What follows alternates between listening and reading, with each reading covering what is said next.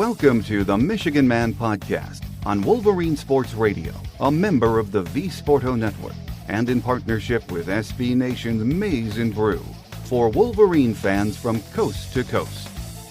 Go Blue, and welcome to the show. I'm your host, Mike Fitzpatrick. Joining us today will be Clayton Sayfie from the Wolverine ON3. We'll get his thoughts on what's going on with Michigan basketball, and also the busy off-season for Sherrone Moore and his staff. Michigan won another nail-biter on the road against Indiana on Saturday. We gave up a big lead in the second half, again, but played clutch in the final 2 minutes to secure the victory. As frustrating as it can be to watch this team play, we have to remember Dusty May and his team have far exceeded everyone's expectations. With a brutal 8-game stretch ahead of us, this team is still in contention for the Big Ten championship and almost certainly an NCAA bid. It's been fun so far and should be an exciting February and March. Things are somewhat quiet on the football scene. Sherrone and staff spent most of January on the road recruiting, and now they are preparing for spring practice and phase 1 of putting together the pieces for this year's team, and we will have plenty of news on that in the coming weeks. My guest today says buckle up if you're a Michigan basketball fan.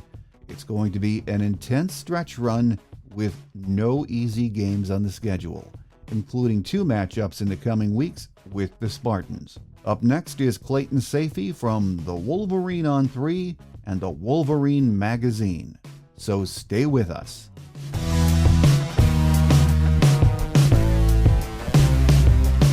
Joining us again today is Clayton Sayfie from the Wolverine magazine and the Wolverine ON3 with a lot to talk about. Great to have you back with us, Clayton. Great to be here. I'm excited. Well, let's start with some basketball talk because that's sort of front and center right now. Saturday was another nail-biter on the road at Assembly Hall against Indiana. It was a W, and that's really all that matters. I thought the defense, though, gave us 40 minutes of maybe some of their best basketball this year, didn't they? I thought so. And it was kind of a continuation from the few nights before against Oregon. I thought the Michigan defended pretty well there, and really the game before that against Rutgers. So that's a welcome sign that they're defending better now. Not great teams. Oregon's taken a step back lately. Indiana, I think everyone at this point knows what their struggles have been. But at the same time, you got to give Michigan credit. And the thing that Dusty May was most proud of after the game was that Indiana's a team that rebounds 33% of their own missed shots. They get offensive rebounds on a third of their misses, and they were only at 22% against Michigan, just 8 offensive rebounds. There were a few of them that were frustrating, but some of them were against Michigan's zone when you're a little out of position. And those are always going to be frustrating, but all you have to do is minimize them. The percentages tell the story. Michigan was able to do that, close out possessions with stops, and get going. I thought early in the game, one of the biggest keys to the offense absolutely cooking was getting stops, getting the rebound, and then being able to play with that tempo. Trey Donaldson was pushing in transition.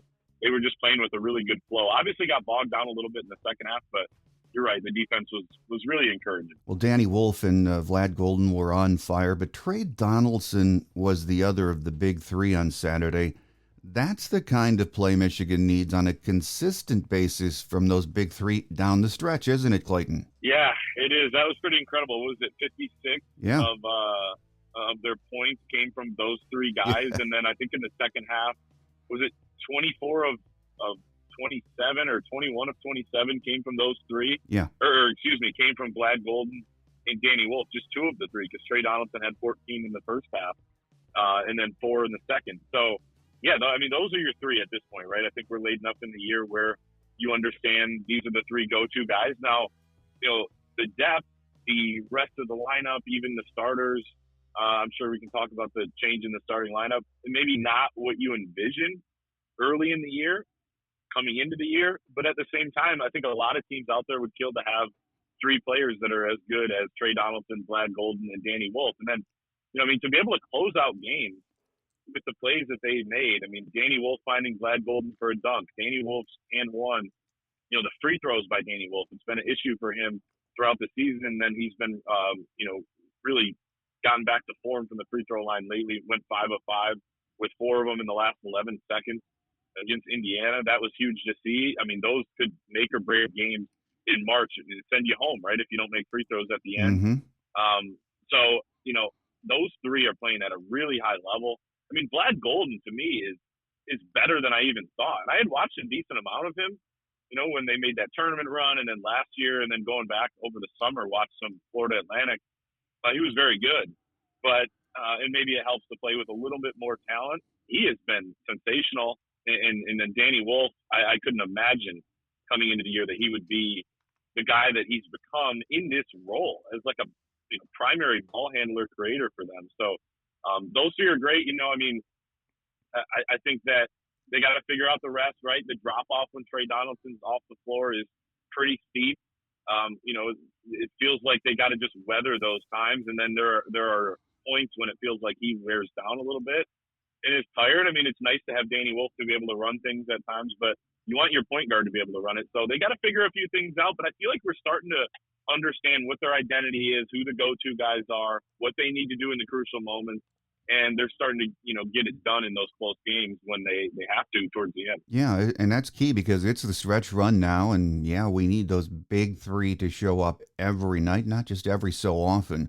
But the role players need to step it up for this team if they're going to make a run in February and into March. And who do you see maybe some of those role players being? Well, I think that the change in the starting lineup was really interesting to me. So they went with Reuben Jones, his first time starting when Roddy Gale was available. He started the one time when Roddy Gale missed the game, I believe, at UCLA. The reason being, Dusty May explaining this, that they felt like, okay, Roddy Gale is a guy who is aggressive. He likes to drive the basketball. He's been really good for all his struggles lately at getting to the free throw line. That's been one thing that has been consistent. And, they wanted to put Reuben Jones in there.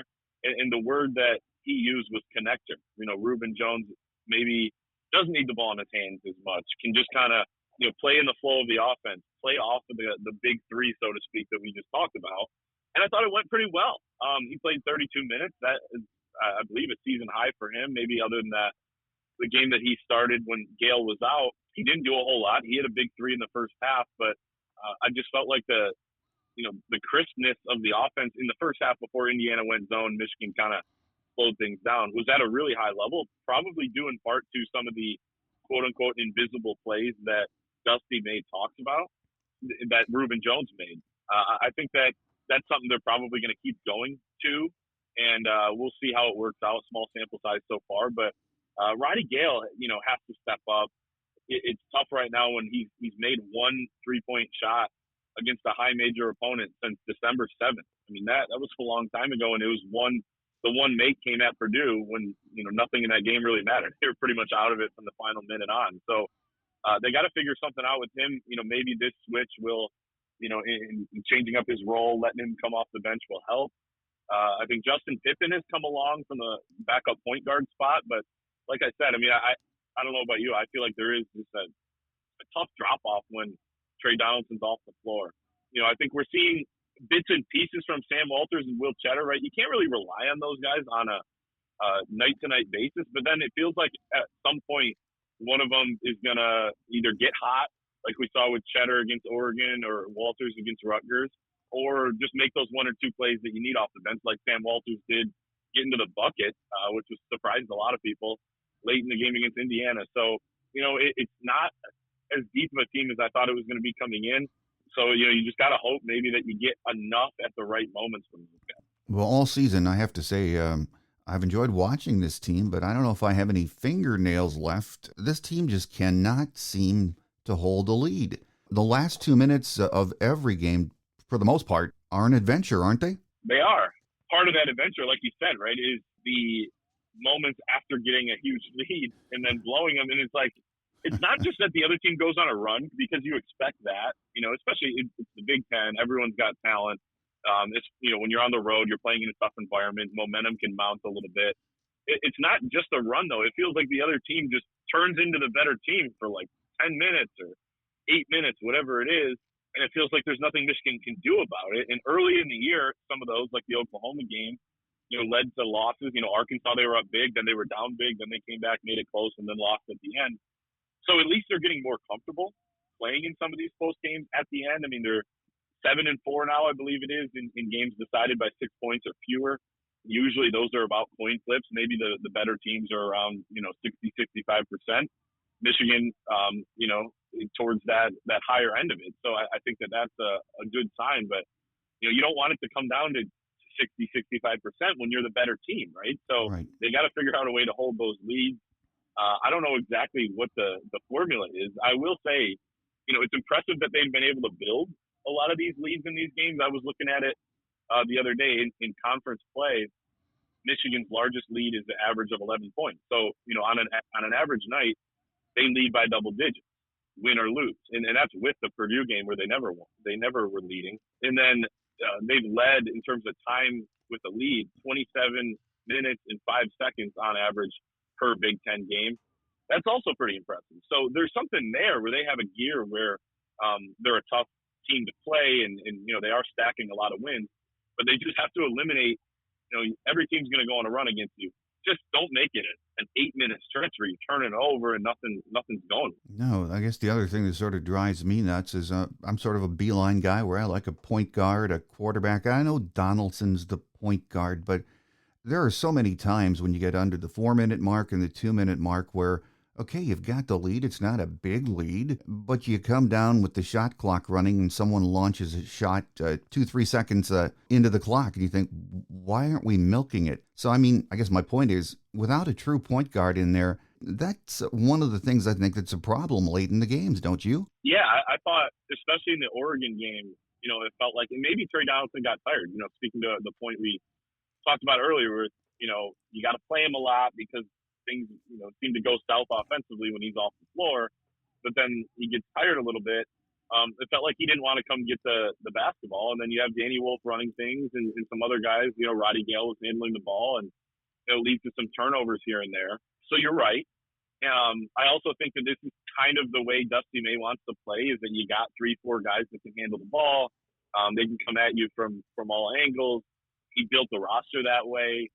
But at the same time, I agree with you, and especially right for those of us that have been watching Michigan for all these years, on Beeline and even Juwan Howard, it was that way most of the time. The point guard kind of runs the show for him, and you're playing in the half court, and you're getting in the teeth of the defense, and the point guard makes a play, kicks it out, or finds the big guy, or finds a shot for himself. This offense just isn't as much like that. But I agree with you. The early shot clock threes, I get that they want to put up a lot of threes and they want to play with some tempo, but when it's Reuben Jones shooting with 23 seconds on the shot clock, when you have a lead, it just doesn't feel like the smartest play. So, I think that Dusty's even talking. They're still a work in progress. They're still trying to find out what are all the things that they can go to and when they need to. It feels like they got to maybe accelerate things a little bit because it is February, almost mid-February here. Yeah, I think Dusty's done a great job of utilizing the talent he has at the guard positions. But one thing that I think we've seen this all year, and Dusty has mentioned this, if they could find a way to cut the turnovers, maybe in half, maybe that's really overly optimistic, but this team would be so much tougher to beat, and that hasn't happened. So either it is what it is here in February, or it maybe can still be cleaned up. What do you think about that? Yeah, I mean, as he keeps saying, right, like it's not for lack of effort. These turnovers, they're working on them constantly. And even against Indiana, right? I mean, I think they had one instance. It feels like this happens once a game to either team. Someone steps on the sideline. They're kind of trying to drive. They catch it on the wing. And then, Namari Burnett just dropped the pass on the wing and it goes out of bounds. I mean, things like that. What do you do? But those are the ones you have to eliminate. Is kind of the sloppy ones. I don't mind the ones when, Danny Wolf is trying to fit a pass into Vlad Golden, as long as it's a smart play and there's a window there. Or, Trey Donaldson's pushing in transition. He's trying to make a play. As long as it doesn't lead to easy points on the other end, I feel like those ones you can live with because of the style of play that this team uses. But it's the sloppy ones that make no sense that, are at the top of the key and it goes for two on the other end that really frustrate you. So, I mean, you said cut in half. I mean, I would settle for, I think they're turning it over on about 20% of their possessions. If they could get to like 17, I mean, even just a few a game that would give you a little more margin for error, that would just be massive for this team. And it's one of those things, right? Like we talked about earlier. I don't know what the exact answer is. Like, I don't know what the answer is for allowing, other teams to get back in the game after you build a big lead. I don't know what the answer is for the turnovers. Maybe it's something you work that happens in the summer. Like John Beeline used to bore some of the veterans in their career when in summer practices and workouts because they're working on catching the ball on 2 feet, pivoting, passing, all that. But maybe it is something that when you reset after the year, and of course you hope it doesn't burn you this season, but when you go into next year, you place a little bit more of an emphasis on it. And look, I think you can going into next season because you have some returning guys back, you have your system in place. It's a little more plug and play than bringing in a whole new roster and coaching staff and trying to figure things out on the fly. Well, big week coming up. Purdue at home on Tuesday, then down to Columbus next Sunday, and looks like another week of nail biters, Clayton. Yeah, I mean, I'd be surprised if either game, was a double-digit margin. I guess I think that both will probably be close, and I think Michigan wants a real shot at Purdue after what happened down in West Lafayette. And I love that Michigan posts those videos of Dusty May's post-game speech and the team singing the victors after each win. And when he mentioned Purdue after the Indiana game, he said, "You guys know who's coming in Tuesday night?" And a bunch of guys started saying, "We owe them one. We owe them one."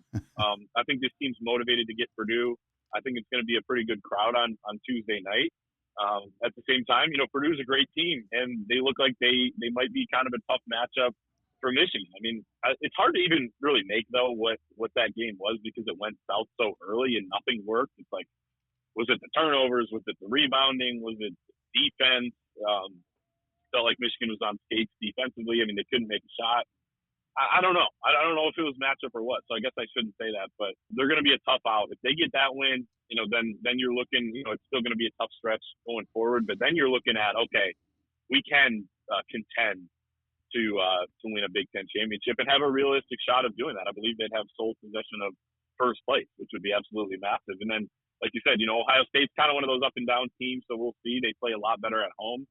That'll be a challenge, which is even more reason to pocket the win on Tuesday night against Purdue and then take your shot on Sunday. Speaking of big wins, Clayton, on Sunday, Kim Barnes-Arico and her team, 71-61 over the Spartans in East Lansing. They're 17-7 overall, 8-5 in Big Ten play after yesterday. They have to keep this up, but they have put themselves in a pretty good position to make a run at the NCAAs, haven't they? It's great to see. That's a big win on Sunday. And, I think that when you look at this overall, what Kim Barnes-Arico and her staff were able to do this season after losing all the talent in the transfer portal and graduation that they did with some freshmen who are really talented, right? But, to put themselves in this spot is impressive. And, on the men's side, I think of a team like Rutgers that has these young, really talented players, McDonald's All-Americans, but, not quite the veterans you need. And really it's tough to be the leaders of a team as freshmen.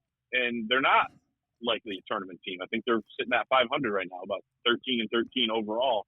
You go back to Michigan women's basketball, they look like they're in a much better spot with a lot of young talent, which is not easy to do. So, we've seen it throughout the years, right? And on either side, when you have these great freshmen, it doesn't mean you have a great team. It means you can beat anyone and you got maybe the best player on the floor at times. To be able to, stack some of these big wins is huge. Well, let's talk some meat and potatoes, Michigan football. The 2025 recruiting class is a wrap now, ranked around number 6 by most of the major services. Sherrone and staff, I think, exceeded expectations, at least exceeded mine. This is an impressive haul of talent, isn't it, Clayton? I couldn't agree more. I think of what this class was in October. Yeah. And then the way they finished the class, right? It wasn't like they, to be honest, it was a struggle in the early on. And, Sherrone Moore took over in late January. We all know the story there, put together a staff. I think they went a few months. I believe it was it might have been March or April before they got a few commits in the class that weren't already there from when Jim Harbaugh was the head coach. I believe Nate Marshall might have been the first or second commit, and then he ends up decommitting, going to Auburn, and then recommits right before signing day. And he was just one of the big names that they were able to sign late in the cycle. Obviously, everyone knows about Bryce Underwood and that pursuit, but they were able to bring in some more. And then to finish it off with 4-star offensive tackle Ty Haywood, who's a 5-star on one service and spent most of the cycle as a 5-star. on the February signing day was huge as well. So here's the thing, Mike. What positions did Michigan recruit really strong at? Quarterback, offensive line, secondary. Those are about the three toughest, maybe outside of wide receiver, positions to recruit. And in defensive line, you have to throw in there too. Michigan did a pretty good job there, but I would give them an A for quarterback, probably A plus, right? A plus for offensive line, A for defensive back. Those are positions Michigan had to get right in this class, and they did. And now they can build off of it. It looks like they have more resources that they can use going forward. Revenue sharing is likely coming.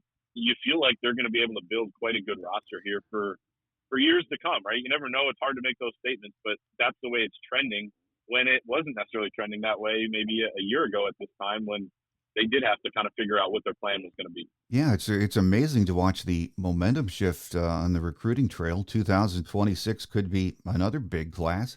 And Sherrone has long been considered a great recruiter. But you add Sean McGee, NIL, and you mentioned revenue sharing, add all of that to the war chest, and the next class might be just as impressive, Clayton. It is fun to watch, isn't it? It is. And, one of the things you can watch is, I know the dead periods here right now where you can't host recruits, you can't go out and visit them. But in January, and I believe into early February, you fire up Twitter or any social media app, and you see Sherrone Moore. I think he made 50 or 60, maybe more stops at different high schools across the country, trying to build some early momentum.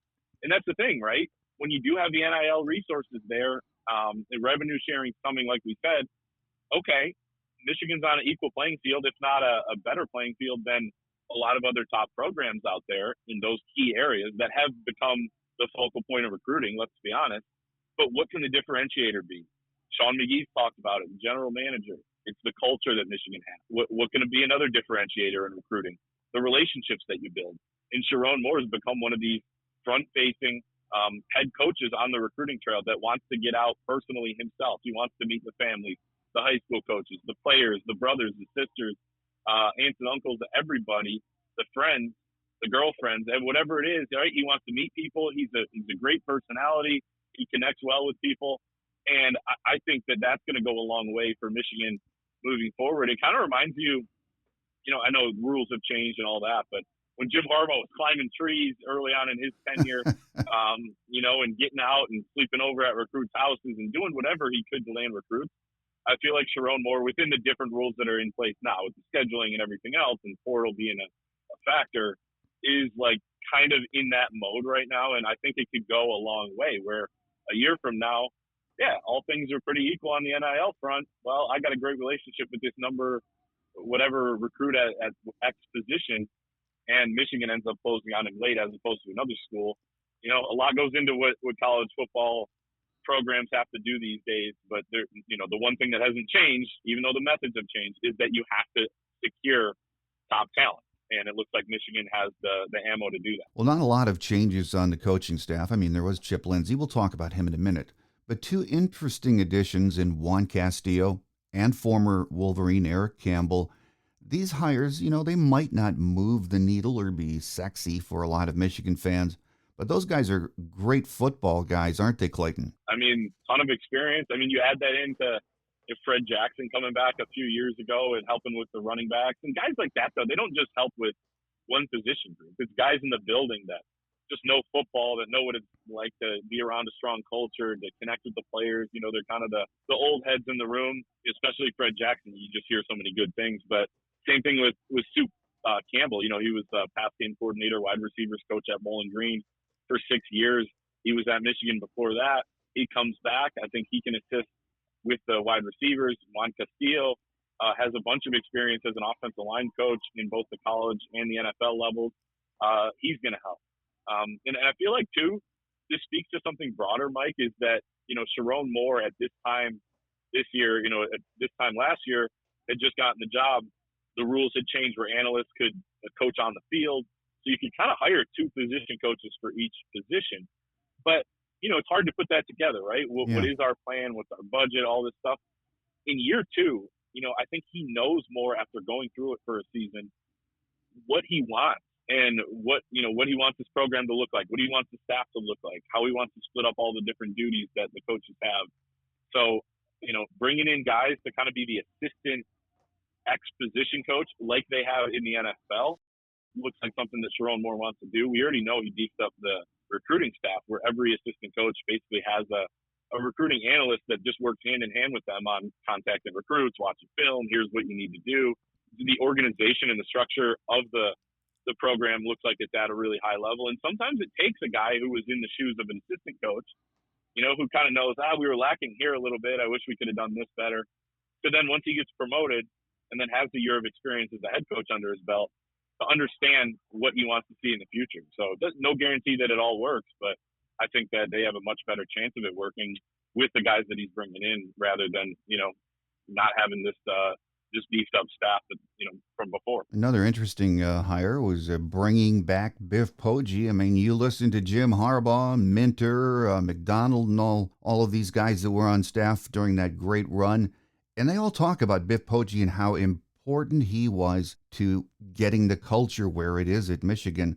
And now he's back, associate head coach. I don't know exactly what his job will be, but that is a big hire, isn't it? Yeah. I mean, it's hard to quantify, what his impact was and what his impact is going to be because it is such a unique position, like you said. But there's no question that anyone you talk to about Biff Poggi loves the guy, and you can talk to a bunch of people from different walks of life about Biff Poggi because he's had such a successful career, not just in football, but in different spheres like building a hedge fund. I believe he got a $25,000 loan to start a hedge fund, and it ended up being worth hundreds of millions of dollars years later. Yeah. And then he goes and coaches high school football for Gilman near Baltimore, his alma mater. Turns that program around. I had a coaching class in college, and we read a book where Biff Poggi, it was pretty much about Biff Poggi and his co-head coach and their unique setup, changing, the lives of young people at Gilman. Then he goes to Michigan for a year, and then he goes back to Baltimore to St. Francis, builds that place into a powerhouse program that produced NFL talent, high-level D1 talent like Blake Corum and many others. Then he comes back to Michigan, becomes the head coach of Charlotte. He's back at Michigan now for his third stint.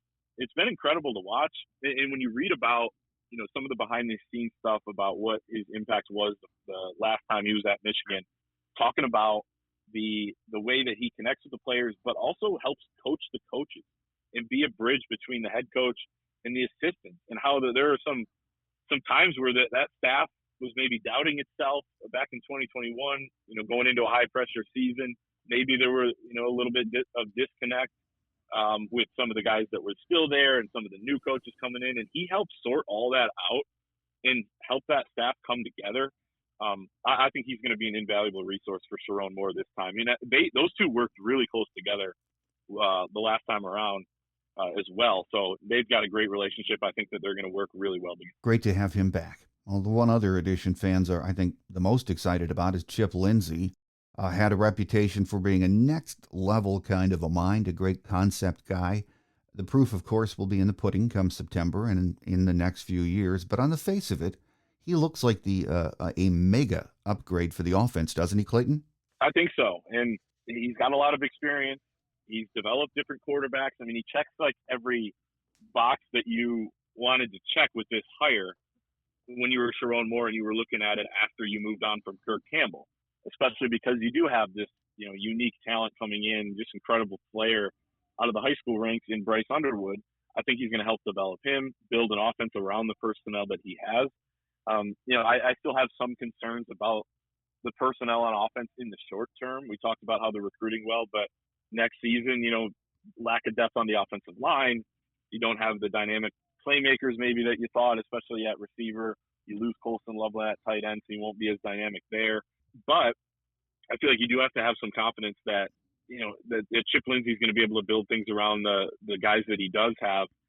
And, let's be honest, the defense should be pretty good as well. That helps the offense. And it felt like by the end of the year last season, Michigan understood what they had on offense, which is not much, and that they had to figure out a formula. Okay, how can we thread a needle here to pick up wins, even against really good teams? And they were able to do that against Ohio State. They blow out Northwestern. They were in the game, a couple weeks before against Indiana. And then you go and do what you do against Ohio State. You do what you do, against Alabama in the bowl game. So I just think that a year of Sherrone Moore as the head coach plus a coordinator with that kind of experience is going to be a big upgrade for Michigan. Yeah, and as you said, as innovative as Chip Lindsey is, he still needs those horses around him. And this year, heading into spring, you mentioned it, the question marks are, what's going to happen at quarterback? Will the offensive line improve or stabilize? And what can we do with this current group of wideouts? But there's also the spring portal.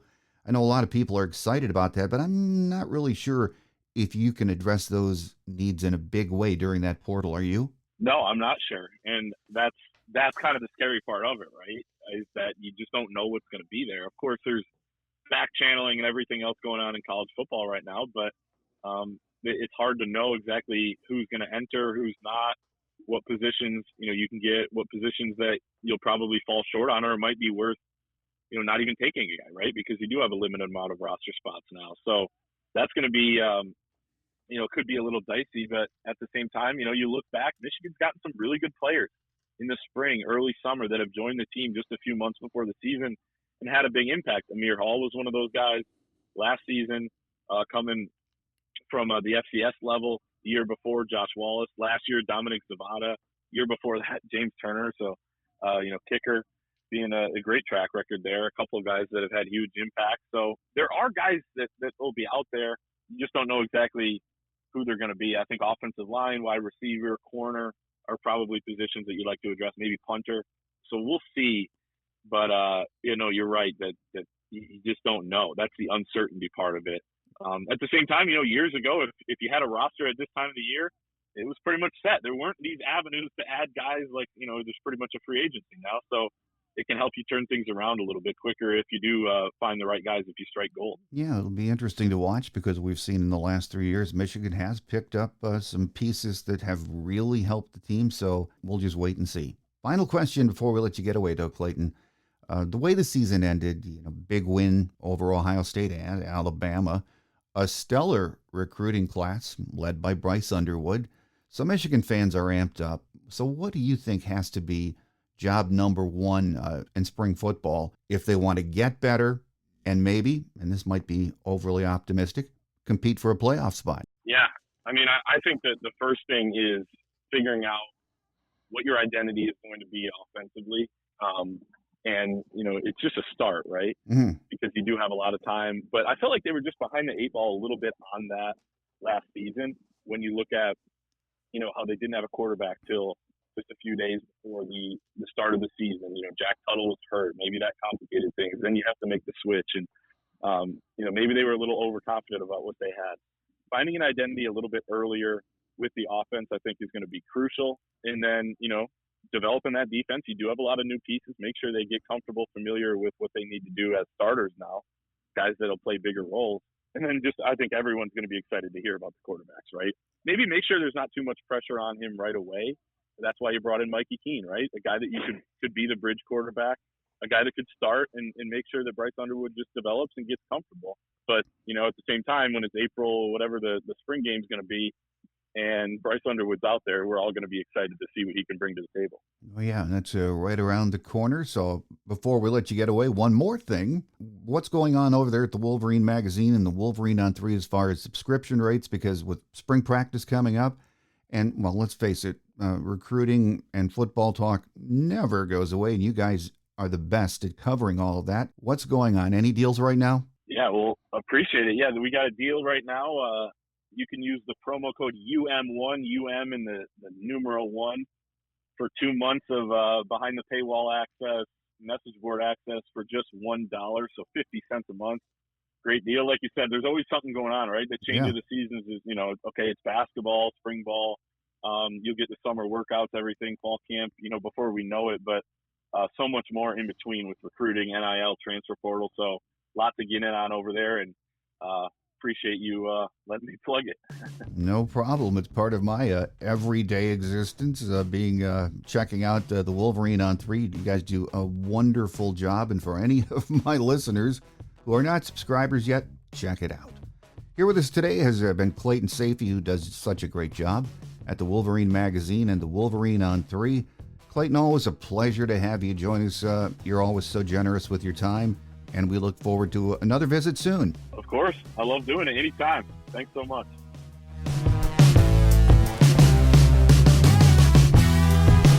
On Quick Hits today, Dusty May and his guys are 18-5 overall, 10-2 in the Big Ten heading into this week's action. Tuesday night's Purdue game can be seen on Peacock, while Sunday's road action in Columbus will be the national game on CBS. Kim Barnes-Arico and her team are coming off a huge 71-61 win over the Spartans at the Breslin. With the victory, head coach Kim Barnes-Arico has tied John Beilein as the winningest coach in Michigan basketball history, with 278 wins in Ann Arbor. Michigan returns home on Wednesday to host Indiana at 7 p.m. 13th-ranked Michigan hockey dropped a 6-1 decision to second-ranked Michigan State on Saturday night in their annual Duel in the D at Little Caesars Arena. This weekend, Minnesota visits for a weekend set. Friday night's game can be seen on Big Ten Plus, while Saturday night's matchup will be televised by the Big Ten Network. Michigan is 16-12-2 overall, 10-9-1 in Big Ten play. Softball opened the season at the USF Rawlings Invitational over the weekend and came away with a 2-3 record. They will travel to Athens, Georgia next weekend for a 4-game set at the Red and Black Showcase. U of M will open play with a 6 p.m. game against Georgia on Thursday. They will close out the weekend with a road game against Georgia State at noon on Sunday in Atlanta. Baseball opens this weekend in Puerto Rico. On Friday, they'll be up against number 2 Virginia. On Saturday, they play Rice, Villanova on Sunday, and Stetson Monday afternoon. That does it for now. A reminder to like us on Facebook and give us a follow on Twitter. I'd also appreciate your comments or ratings wherever you get your podcasts. So thanks for listening, and we hope you'll come back next time. Have a great Wolverine week, everyone. I'm your host, Mike Fitzpatrick. Until we meet again, take care, and as always, go blue. Thanks for joining us today on The Michigan Man, here on Wolverine Sports Radio, a member of the V Sporto Network, and in partnership with SB Nation's Maize and Brew. Our listener lines are open 24/7 for your calls at 313-263-4842. That's 313-263-4842. Or email us at themichiganmanpodcast@yahoo.com. That's themichiganmanpodcast@yahoo.com. The Michigan Man Podcast is produced at the studios of Robin Lynn Productions, Allen Park, Michigan, and is not affiliated with the University of Michigan. Go Blue!